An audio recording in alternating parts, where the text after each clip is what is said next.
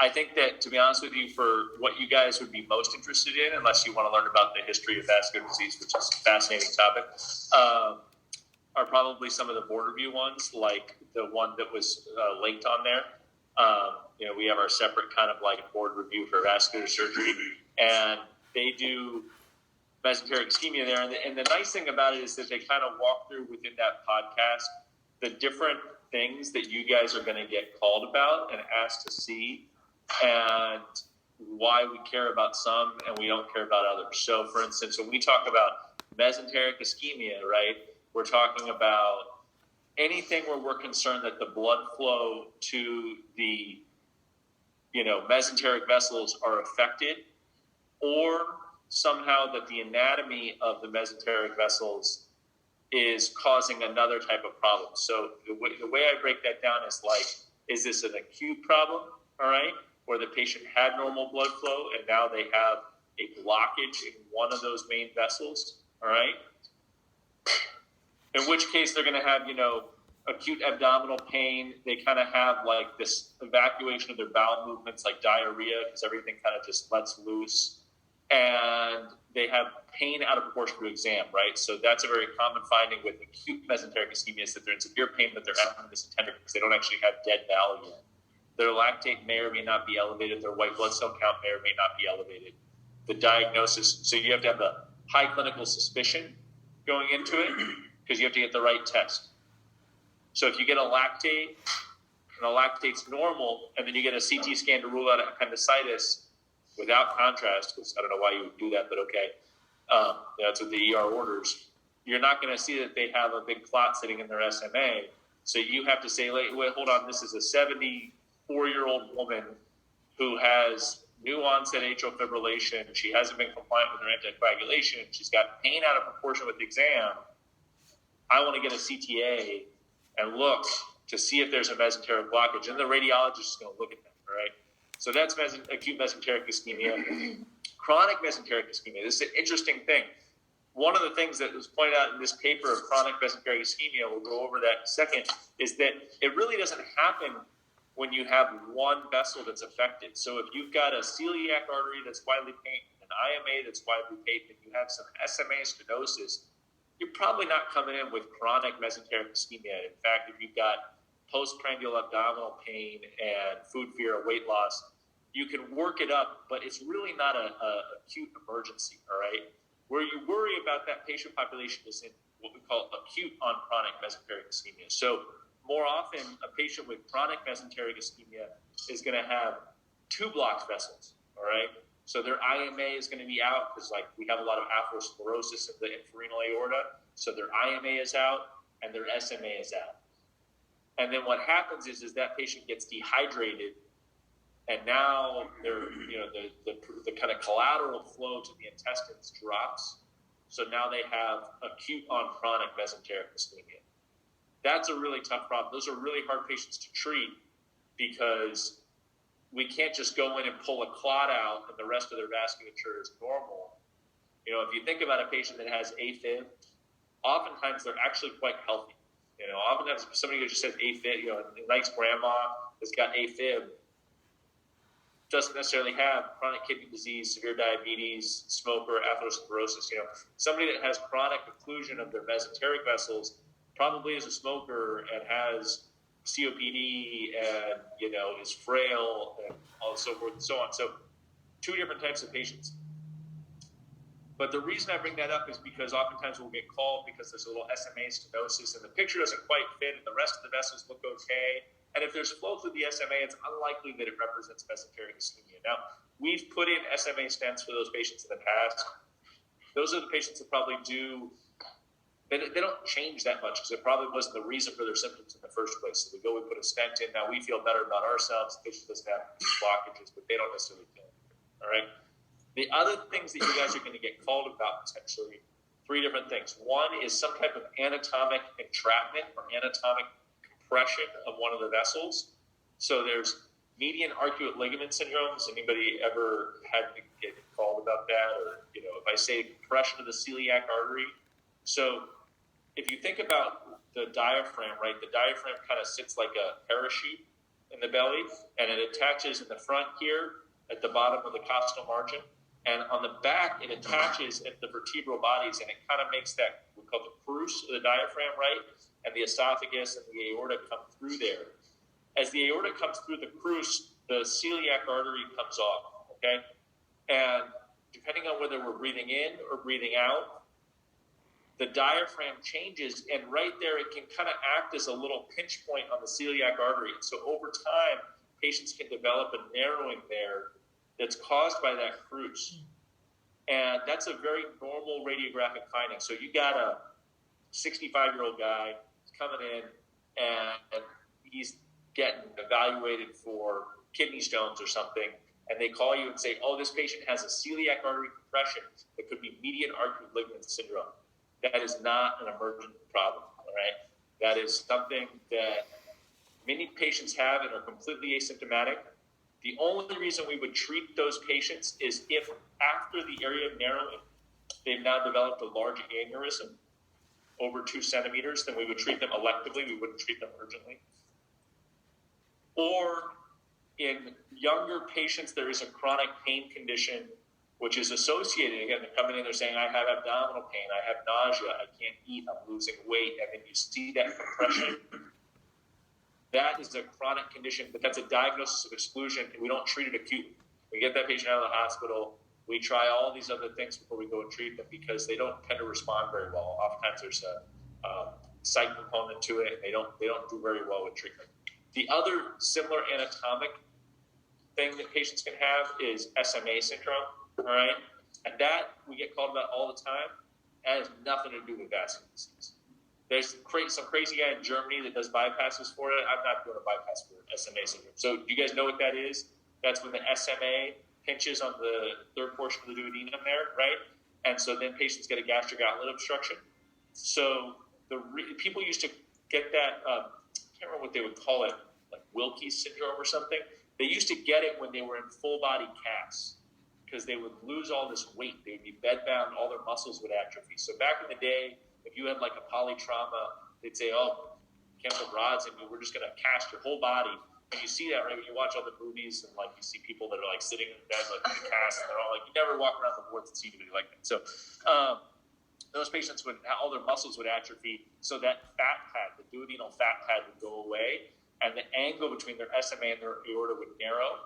And so then it would pinch the duodenum there. So the treatment for it is weight gain. And what people used to do, probably should still do, is put a drop-off tube down into the proximal jejunum, give them tube feeds until they gain 40 pounds, and then now that problem should go away. Unfortunately, there's also a psych component, and nowadays patients get the diagnosis of SMA syndrome, and they go on the internet, they start looking about it, and they think to themselves, this is why I have chronic abdominal pain, and then they fly to Europe, and they have somebody take their SMA and wrap it around the other part of the duodenum, and then they still don't feel better. The other thing you can do, and you know, it's like I said, it's a general surgery problem, but if it's chronic and they have like a non-functional stomach, at that point you can do like a gastric bypass, basically, right? Some type of bypass from the jejunum to the stomach to bypass that segment of duodenum. The other things that you might get called on are portal venous thrombosis, all right? So portal vein or SMA vein thrombosis, which we try to manage non-operatively. And again, that's something where we'll really bring in general surgery. There have been some newer reports of patients getting TPA to address that problem. I myself haven't done it.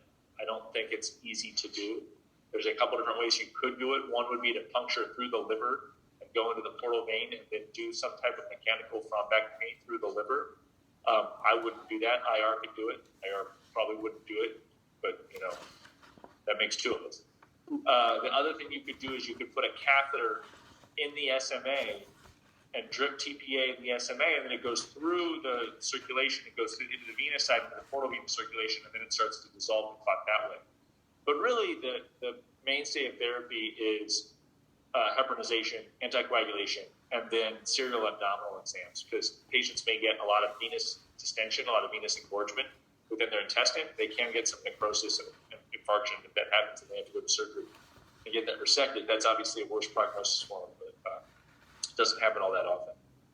And then super sick patients.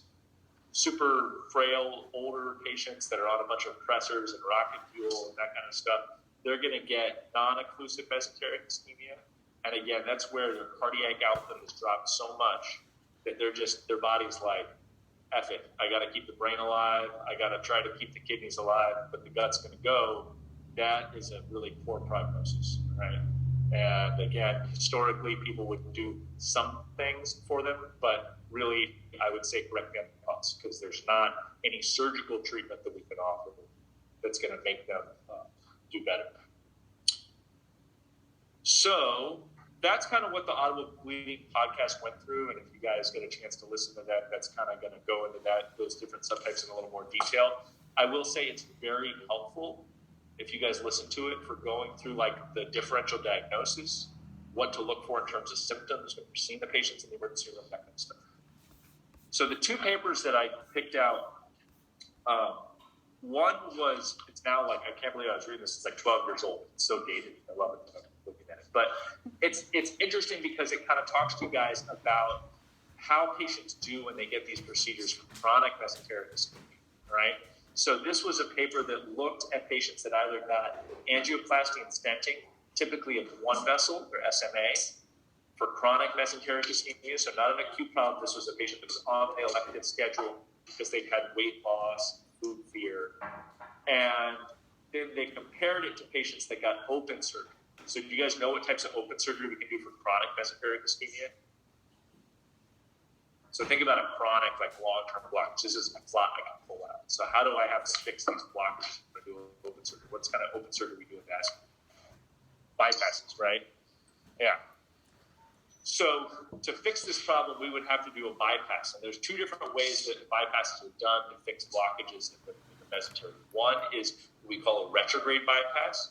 That's where we go off of the iliac vessels and we bring a bypass up to the SMA, kind of do this in this nice, we call it a C loop, because it's got to kind of go all the way up backwards and then come down and go into the SMA in a nice comfortable position. All right. A lot of times we're going to use prosthetic bypass for that because we try to make a vein do that. It's going to kink. Okay.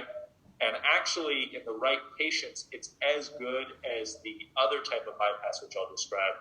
I personally like the other type of bypass because usually if we do a bypass where we come from higher up in the aorta, we'll do a bypass to two of the vessels. That's what they did in this paper. Okay. That's where we go to the supraceliac aorta, which you can get to through the belly.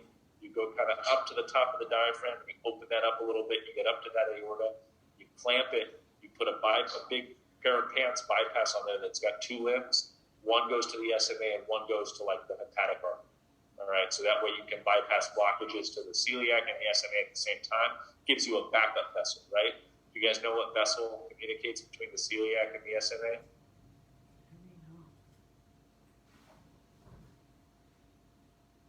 Pete? I'm sorry, say that again. What's the collateral vessel between the celiac artery and the SMA, between the hepatic artery and the SMA? Don't know. Okay. So you have the gastroduodenal artery, all right? And so a lot of times that artery is present and in fact acts as an important collateral in mesenteric ischemia.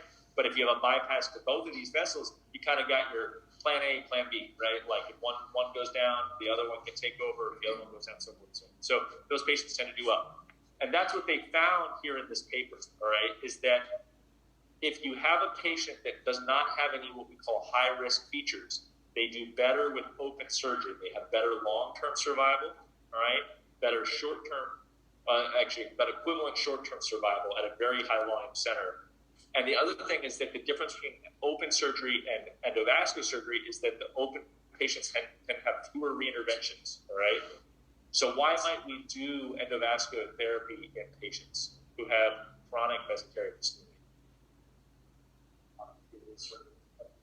So previous abdominal surgeries, so that's certainly a good anatomic reason why we would want to do endovascular surgery. What about some of the, physical conditions that they have that's going to make a decision for us one way or another? Usually like smoker, like COPD. Right. Or sort of a candidate for like an open procedure, but potentially could tolerate an endovascular procedure. procedure better. That's right. So the endo procedures we can do, with the patient's awake. Yeah. All right. And so we can do it with the brachial cut down. We can do it from femoral percutaneous access. The brachial cut down we'll sometimes use because it gives us, if you think about the way the SMA comes off, if we're going up the aorta, we got to kind of make a greater than 90-degree turn and come down the SMA. If we're coming from above, from the brachial artery and coming down, it's kind of like right there in our face. All right. So advanced age over 80 years old is considered a high-risk feature. Severe pulmonary disease, like you said, COPD, those patients don't tolerate that well. Even though we're not in the chest, the fact that we're pushing up there in the belly really creates a problem. And then severe cardiac dysfunction. So what does that mean? Depressed ejection fraction, patients with CHF and an ejection fraction of less than 25%. New York Heart Association class 3 or 4 CHF, so they're really not doing anything. They get short of breath just getting up off the couch and moving around a little bit. Positive stress test, MI, or a creatinine greater than 3. These are high-risk features, right? Think about the patients that we see, and we're like, I'm going to go do an open surgery on somebody with a creatinine of 3. Okay. So what are some reasons why we would have to do open surgery? What are some of the problems where we wouldn't be able to fix them with a stent-based approach? So sometimes it's really hard to see the vessels, especially in morbidly obese patients. It's a pain in the ass. I don't know if it makes it easier to go and open, but that's something we worry about. Right. So a lot of times the occlusive disease that the patients have in the SMA, they have elsewhere too, right? So if they've got a bunch of occlusive disease throughout their aorta, it's not going to help me to put a stent into someplace that still doesn't have good blood flow, right? So then I kind of have to do an open bypass where I'm going around all that blockage. Maybe I have to do what's called an aortic endarterectomy, where I literally open up the aorta like a trap door, and I take all the plaque out, including out of the origins of the vessels, and I sew it closed. All right, that's like a super cool operation that nobody does. It's a great idea. So those are some reasons to open. The other reasons to open are that the patient's younger and has more longevity, so they don't have some of these high-risk features, and I want to give them a more durable operation. Or they have a longer blockage where I don't think I'm going to be able to go in minimally invasively and successfully stent it. Okay. So this was an interesting paper just because it showed that patients tended to do better actually with open surgery.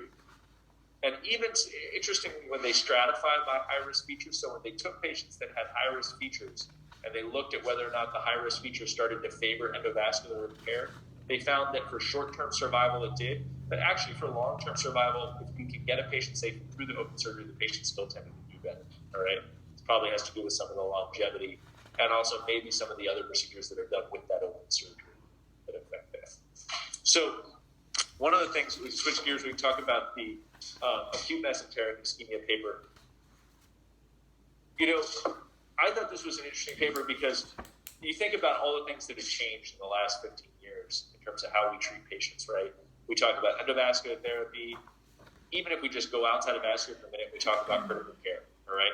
We're doing so many things now that we didn't used to do in terms of surviving sepsis guidelines and, prompt imaging, right? Patients used to not have access to stuff like CTAs and that kind of stuff. And so you would think that with all these things, especially at a high volume center where they're just doing this all day long, they've got to just be at the top of their game, right? Like I'll bet their ER is so well oiled. No, doesn't matter. Mesenteric ischemia is a tough problem. Doesn't matter whether you're at Bacchus or the Cleveland Clinic. You're going to have problems with patients who come into the hospital with mesenteric ischemia. And I think that's important for you guys to realize because we want to do the best job we can, but even having a bad outcome doesn't reflect the fact that the patient is here, there, or anywhere, all right? It's a tough problem to fix, okay?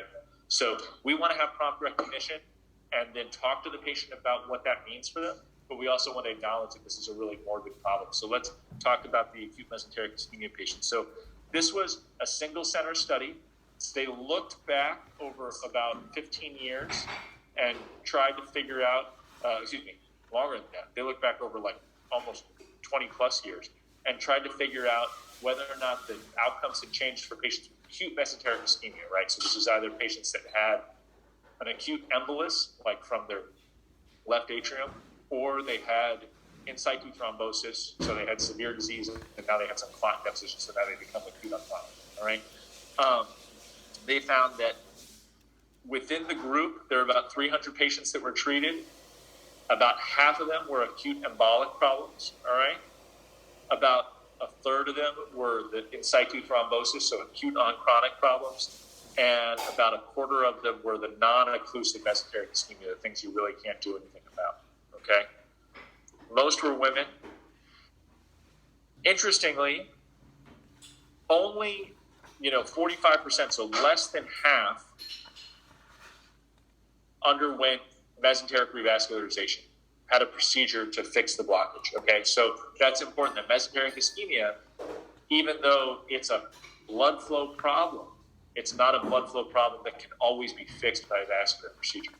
That's where identifying the problem early on, having the discussion with the specialist is really important. All right, doesn't mean that we got to take every patient that has mesenteric ischemia and pack them and ship them, but we have to recognize that that's what's going on. We have to have a discussion between the acute care surgeon who's on call and the vascular surgeon who's on call and say, what do we do for this patient, okay? And the reason for that is that almost a quarter of these patients went to the OR for exploration first and had non-survivable bowel necrosis, okay? So almost a quarter of these patients are either having a misdiagnosis early on, and that's like that patient that showed up the other day that had like a GI workup forever. I don't know if you guys saw that patient. They had like a bunch of GI workup for a long time in the community. They had never identified the fact they had clear mesenteric ischemia, and they finally came in with mesenteric ischemia. And I think they had infarcted bowel. But that's a good example of like, okay, there was a lot of opportunities, not here, but by these other physicians taking care of the patient to recognize that mesenteric ischemia was a problem. And then finally something tipped them over the edge, and now they were in an acute situation. But as that progresses, even if you just have severe disease and the patient sit home for a couple of days and sit on it, sometimes by the time they come in, they get into that kind of death spiral of sepsis, right? Where their blood pressure starts dropping, it makes their bowel infarction worse. Now they're acidotic and they're on pressors, and that makes their bowel infarction worse. And by the time you take them to the operating room, you tell the family, listen, we're going to go and we're going to look and see if this is something that if we did a Hail Mary surgery, we think they could even survive. And you do kind of what you call the peek and shriek, and you look and you're like, no, this isn't going to do it. So that's, almost a quarter of the patients that were showing up with mesenteric ischemia had that problem. So if you look at the patients who had a procedure to fix their blood flow versus the patients that didn't have a procedure to fix their blood flow, survival was significantly better in patients that had a procedure to fix their blood flow, right? But you figure those are also the patients that are healthy enough and have enough of an option to be able to have a blood flow procedure. So if you had to guess, what percentage of patients do you think who had a blood flow procedure survived after coming in with acute mesenteric ischemia? So, pretty good guesses. All right, yeah. So 60% versus 40% of patients who survived if they didn't have a surgery. All right. And, that's actually pretty impressive, too, that you can resuscitate a patient enough to get a 40% survival. But patients did better when they were revascularized. When stratified by the type of problem that they had, patients who had the thrombotic, so acute on chronic mesenteric ischemia, had the worst outcomes compared to the non-occlusive and compared to the embolic. So that fits with what we were talking about, right? They've got all those other problems that put them in that situation to begin with. Okay? And let's see, anything else? So this is an interesting finding. Do you think that patients over time, we talk about the increase in technology, critical care, and all that kind of stuff, over time, do you think patients are doing better or doing worse in terms of being offered different types of treatment, minimally invasive therapy, that kind of stuff? So no change in the type of procedures over time, right? So that doesn't change. What's interesting is that, I thought this was interesting. There was a trend in a decrease of patients who were undergoing surgery, all right? And that reflected the fact that there was an increase in the number of patients that were being made CML. So what's probably happening is that our diagnostic tools are getting better. Our CTAs are better, lactates, that kind of stuff. Our physicians are getting more focused on identifying this problem. And let's go back. You guys all remember the patient that was discussed in M&M, the one that ended up having a couple surgeries here, and then went up to Harvard and had a couple surgeries there and ended up passing, right? And that's a good example where that patient had such poor prognosis coming into the procedure that I think if we all sat together and said, okay, let's talk about really what does your outcome look like? You could discuss that with the patient, and they might say, because they were kind of on the fence anyways, they could say, we don't want to have anything done. That's okay. All right. You saw the outcome of that patient 4 surgeries later, and a hospital transfer didn't change much. Would it have changed with the prompt recognition at the initial ER visit? I think that's why we discussed it in an appropriate forum. But I think it's important to recognize that the prognosis is so poor for some of these patients that we want to identify early on what are their goals of therapy and what is the likelihood that they're going to have a survivable procedure. Okay. The number of 90-year-olds that I've operated on for mesenteric ischemia that have survived is 0. But anyways, questions about these 2 papers, mesenteric ischemia, the idea of talking about why we talk about papers kind of stuff? Hi.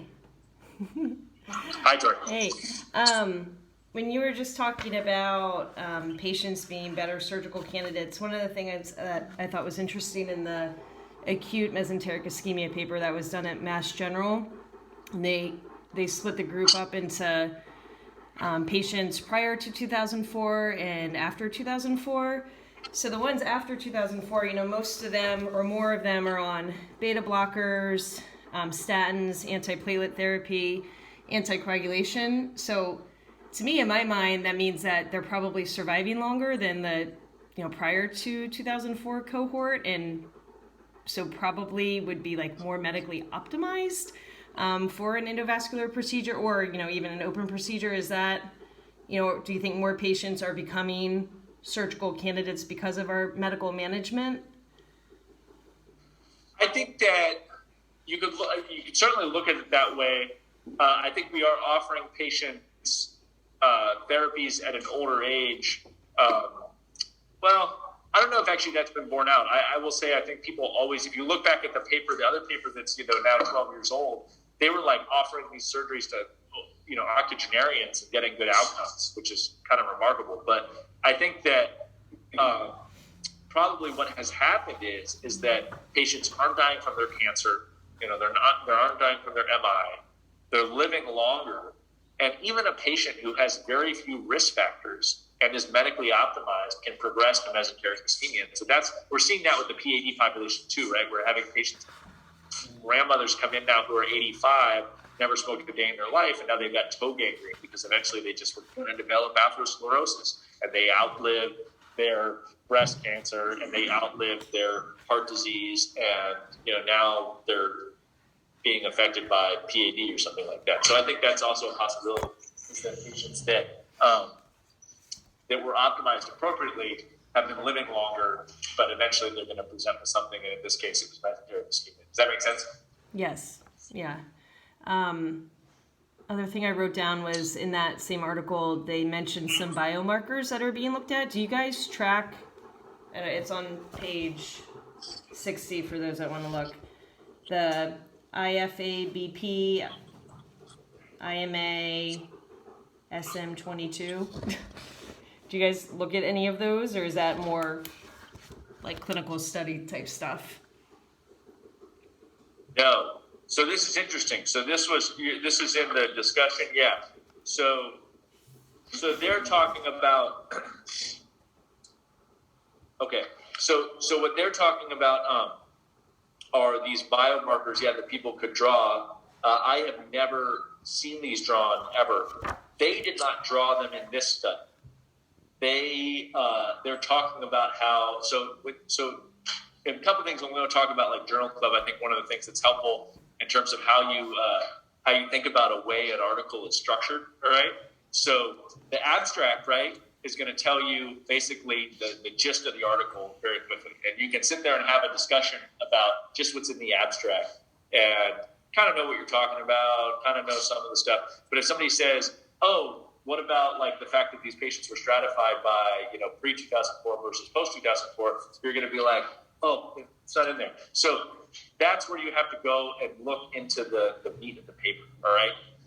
The introduction of the paper is super short, right? Some people say write the introduction last because it's basically just supposed to recap everything we talked about. The abstract recaps what your actual results are. The introduction kind of says why. So introduction is usually a paragraph or 2 paragraphs, defines the problem, okay? Talks about what has been addressed in this clinical field, and then says, here is our hypothesis, right? The last, sentence should say, this is what our study sought to do, okay? And then the methods is just going to walk you through how you did it. So it's really important that if you're talking about patients that had mesenteric ischemia, are you talking about patients that had mesenteric ischemia due to overwhelming sepsis, or are you talking about patients that had mesenteric ischemia due to atrial fibrillation? And are you looking at them both, or are you excluding one patient group? Because that's going to affect your outcomes, right?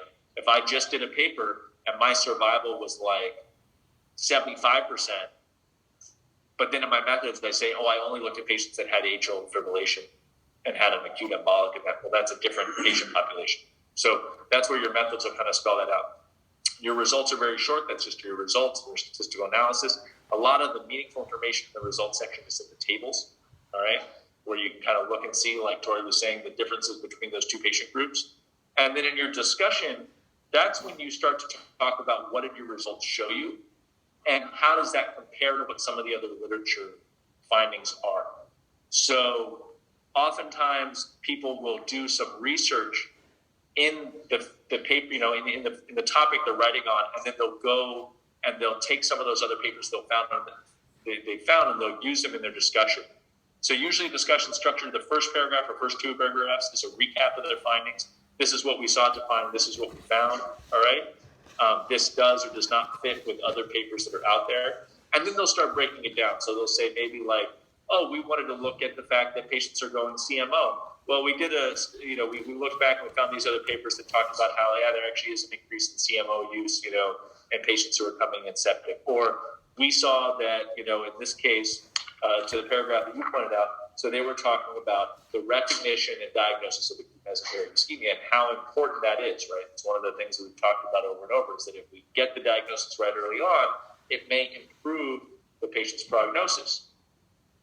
But the problem is, and they point this out, is that the diagnosis of acute mesenteric ischemia is difficult because you've got to go in and see the patient. You say, well, hold on, pain on a proportionate exam, They may not have pain, but if you're thinking, this must be appendicitis, and you push on the right lower quadrant, and they say, ow, there, you can say, this patient has appendicitis, right? So you have to think about the risk factors. There's not a lab test you can do that says this is acute mesenteric ischemia because their lactate may be normal. And so they say, consistent with our findings, elevated lactate and high white blood cell count are bad, right? If I've got a patient that's got a lactate of 5 and a white blood cell count of 30, that patient's going to do poorly. But guess what? There's some patients that have a lactate of 1 when they first come in and a white blood cell count of 15, and they still do poorly. So it's not a very sensitive test, right? Because there's a lot of false negatives. There's a lot of patients that have a low value and they still have mesenteric ischemia. There's not a lot of false positives. Very high values, probably good specificity, all right? So is there something else that has a better sensitivity that looks at intestinal ischemia? And then, Tori, that's where they get at those labs that you were talking about. I found that a lot of times some of these esoteric labs that we do not draw routinely are drawn in China. They spend a lot of time looking at different lab panels, and they draw just crazy lab panels on patients. And then they'll write them up. They'll talk about, we looked at like beta hydroxybutyrate in patients who came in with, whatever. And, it's like, okay, well, I've never done that before. I don't think our lab does that. But that's where some of that stuff comes from. And I think it's interesting. Maybe it will trickle down to be useful. I don't think it's ready for prime time yet. But. Okay. I had some other things written down. Does anybody else have any other questions right now? One of the things they mentioned in the podcast was a mesenteric duplex. Uh-huh. I mean, I've never ordered that. I've never seen it ordered. But I've also never looked for it. Do you Sure. guys get that at Hartford? Is that something that's a common study or useful to your workup? Yeah, so we do get a mesenteric duplex, mostly for elective patients. So it's it's a non-invasive way. You don't want to scan these patients all the time. It's a non-invasive way to measure the velocity of the flow in the vessels and try to determine whether or not there's a stenosis there. And there are diagnostic criteria for significant stenoses in both the celiac artery and the SMA. It's also a way for us to follow an intervention. So if we put a stent in or we have a bypass, we can see if that bypass is patent or if that stent is patent. It's a little harder to see. I'll be honest with you. So we do it because we have a vascular lab that's dedicated to doing vascular ultrasounds during the daytime hours. It doesn't work overnight. We won't get it on a lot of inpatients because they don't like doing those studies. And it's not usually like a make or break for acute mesenteric ischemia. One of the things that we might do it on is like, let's say we put a stent in somebody and we want to know, okay, angiographically, that stent looks really good. I'm going to follow that patient with ultrasound. Let me get a baseline now because that stent is open. I know that stent's open. So I'll get a duplex now before I feed the patient and send them home. This is their new baseline. Now when they come back in 3 months, I'll get another ultrasound. As long as that looks the same, then I know the stent's probably in good shape. The problem with a mesenteric ultrasound, though, is that there's a lot of variation in terms of the angle of your probe. When you do an ultrasound, the angle that you hold the transducer probe in affects the velocity of the vessels. It's hard to reproduce the same angulation. And in patients who are obese or have a lot of bowel gas or who aren't compliant, so they're not fasting when they come in for their exam, you can't really visualize the mesenteric vessels. I've not really used it in acute diagnoses. The place where it is helpful in acute stuff is sometimes like SMV thrombosis, venous thrombosis, portal vein thrombosis. Thanks. And then the last thing I had written down was, I think it was in that first, or the Mass General paper, they said 41% of patients had had some sort of procedure within the last 30 days. And I think one major one was open cardiac surgery was the most common intervention preceding AMI. So I think for, with these types of journal clubs and discussions, I think about what we can take away as a group that would help us. I mean, I know I always ask about past surgical history, but asking about that 30-day window, as a risk, knowing that that's a big risk factor, is something that stuck out to me. So why do you think? So yeah, if you look at that, the most common procedures that the patients had were cardiac surgery, coronary stenting, orthopedic surgery, and vascular surgery. So why do you think the cardiac surgery patients tended to present with mesenteric ischemia after cardiac surgery?